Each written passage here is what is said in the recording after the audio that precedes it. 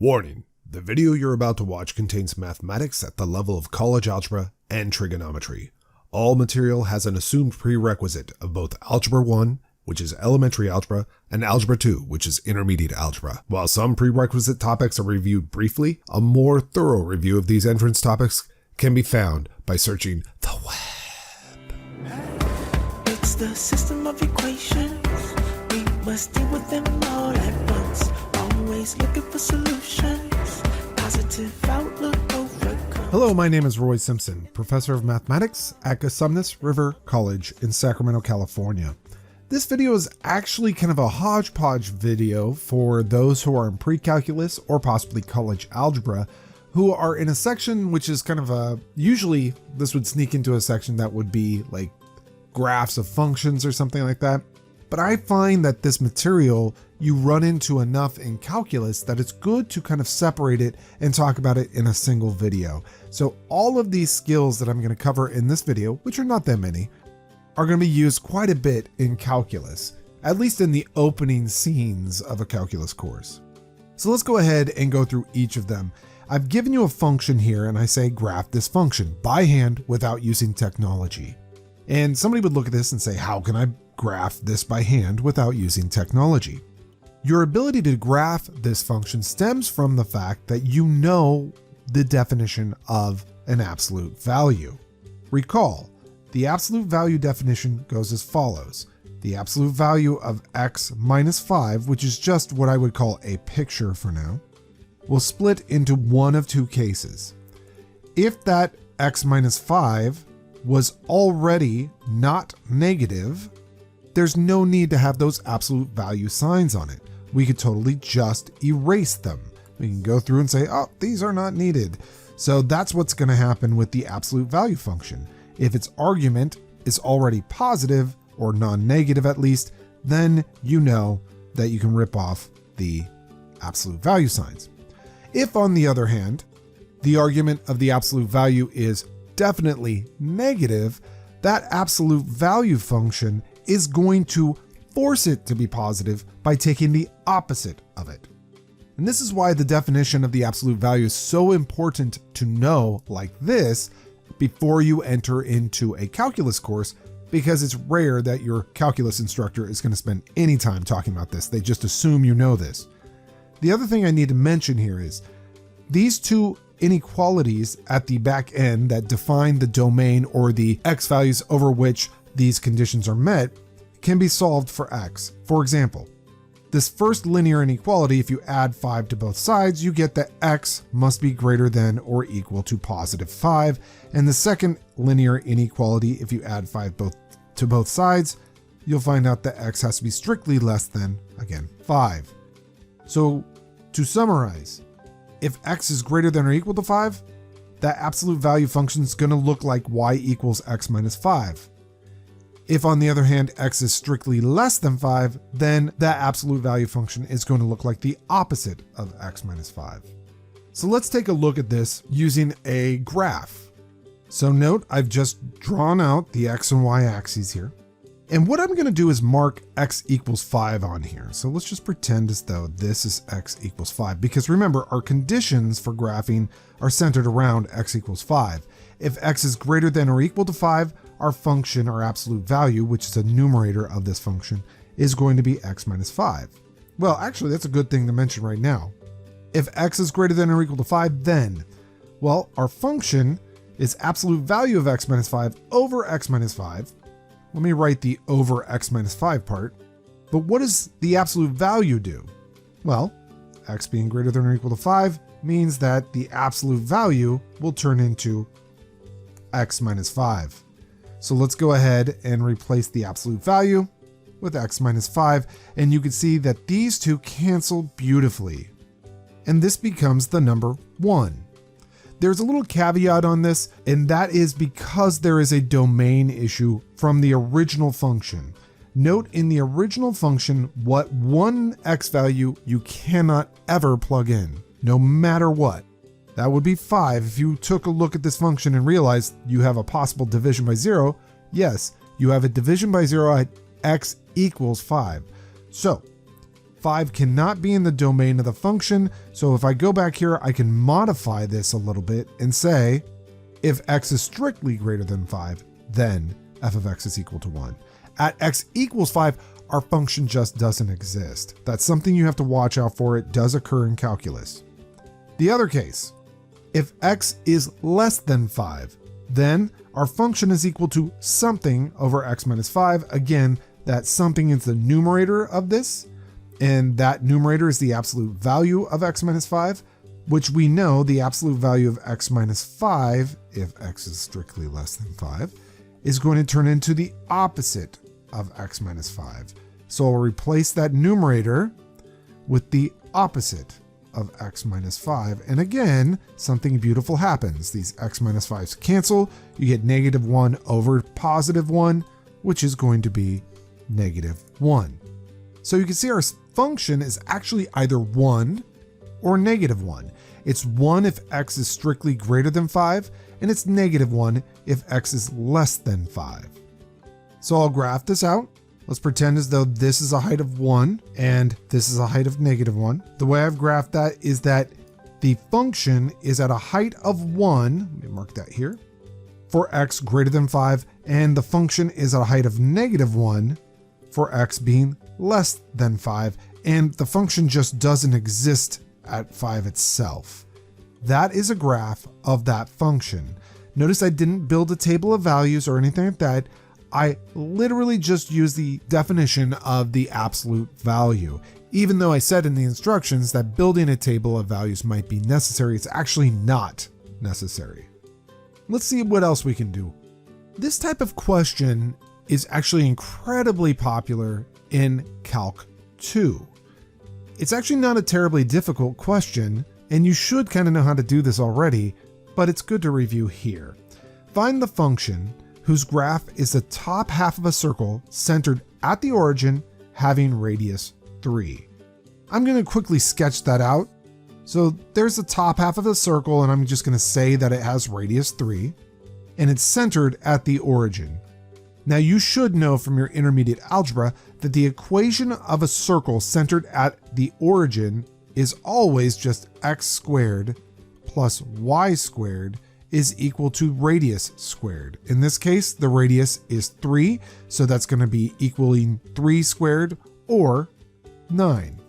Now all I need to do is solve this for y because I need to write it as a function, and it says find the function whose graph is the top half, and that top half is incredibly important to note here. So let's solve this for y, and you'll see why it is true that we need to be very careful about that wording. Zooming in, we get that y squared is equal to 9 minus x squared. And then to solve for y, so we can write this as a function, you would take the square root. However, you know from years of algebra that when you take the square root of both sides, you get plus or minus the square root of 9 minus x squared. And you should know, again from algebra, that functions only return one output for any given input. Yet the way we've written this, you will get two outputs, a positive and a negative. Now let's think about this logically. If y were allowed to be negative, then you're getting values down here. And that's actually not what we want. We want the top half of the circle. So we only want y to be restricted to be positive. Let me write that down. So there you go. We only need the top half. So that implies y should equal the positive square root of 9 minus x squared. That is our function. You could write it as f of x is equal to the positive square root of 9 minus x squared. Very critical concept, super useful in Calculus 2. You'll use it quite a bit, in fact. So I hope that wasn't too terrible. Let's take a look at the next and very last example in this video. They go kind of quickly, not because I intend them to go quickly, but just because they're kind of short snippets of important pieces of information for calculus. Now this one is not too short, to be honest with you. I give this style of example to my Calc 1 students the very first day. Although theirs is 2 raised to the absolute value of the secant of x, This one, we're just going to deal with 2 raised to the absolute value of cosine of x. Very nice function to work with. It showcases a lot of understanding about how the absolute value affects the graph of a function. When you're asked to graph something like this by hand, I highly recommend treating it like it's the order of operations. In other words, you focus on the innermost argument first. Can you graph the cosine is really the big question here. And the answer is totally. We could totally graph the cosine. I'm not going to spend a great deal of time graphing it. I'm just going to graph a couple cycles of it. So that would be the cosine, and it's kind of a little bit sloppy, I apologize. But that's a height of 1. Its minimum is a -1, and its period is 2 pi. Halfway between is pi, and where it crosses the x-axis would be pi over 2 and 3 pi over 2. And you could obviously graph an infinite amount of this if you wanted to, but I don't recommend that. Now let's take a look at the absolute value of that function. Now the absolute value of any function, if you can graph the base function, all the absolute value is going to do is take all the negative pieces and flip them to be positive. So I'm going to go ahead and actually modify this function. Let me go ahead and just draw over it. I'm going to modify this function so that when we take its absolute value, it'll flip upwards. So here I go. I'm about to take the absolute value of the function and watch what happens when I erase the stuff that's negative. There we go. And the absolute value of this function kind of looks like this. I'm trying to avoid drawing over my numbers there. But there you go. That's the absolute value of the cosine. All it does is flip the stuff that's negative into the positive territory, or in other words, above the x-axis. Really nice. And so at this point, we've now graphed all the stuff that's highlighted up above. Now here comes the part that I think a lot of people struggle with, which is graphing y equals 2 raised to that power. This will require me to actually graph another set of axes. And I'll try to line up this information as much as possible. Note, if you're taking 2 raised to this power, then you can kind of just view the y values here as exponents. In other words, when x is equal to 0, our output for the exponent is going to be 1. So I am looking at 2 to the first when x is equal to 0. So let me mark 1, 2. There's 2 right there. 2 to the first when x is equal to 0. What about when x is equal to pi over 2? Well, when x is equal to pi over 2, this absolute value of the cosine is 0. And 2 to the 0th power is 1. So at pi over 2, which I'm going to line up with that pi over 2 right there, we get an output of 1. Great. Well, what about at pi? Let me mark that down here, pi. And this is pi over 2. Sorry about that. But at pi, our absolute value of cosine attains a value of 1 again. And so 2 raised to that would be 2 to the first. So again, our function reaches a height of 2 to the first, or 2. At 3 pi over 2, which I'll try to line up down here as much as possible, the absolute value of the cosine is 0. So 2 raised to that would be 2 to the 0th, or 1 again. You can kind of see a pattern. It's just a bunch of dots cycling back and forth between 2 and 1. But what happens in between, actually? Now let's do a little further investigation. What if instead of where we have points labeled, what if we look at maybe this x value, pi over 4? Let's just call that pi over 4. Well, notice that the y value is less than 1, but definitely greater than 0. So I have 2 raised to a power that's not exactly 1, but it's not exactly 0. It's somewhere in between. Now 2 to the 0th is 1, and 2 to the first is 2. So 2 to this power of the y value here is somewhere between 1 and 2. So it might be something like that. So it could look, now I'm not saying this is exactly what it looks like, but it could look like the following. And it might just go on like this forever. Now I'm telling you that I'm not saying it's exactly like this, because you would need calculus really to discuss the kinks or cusps that you see here, these little points right there, those might change what the function looks like. But the reality is you can get a good basic idea of what this graph looks like just by graphing cosine and then graphing its absolute value and then looking at the y values for the absolute value of the cosine and using those as exponents on the base of 2 and plotting those as points. So it might look like this. You can always double check after you're done graphing by hand by looking at something like Desmos or something like that. But I would probably accept this as perfectly fine on an exam. And by the way, it goes on forever. It's just a periodic function like that.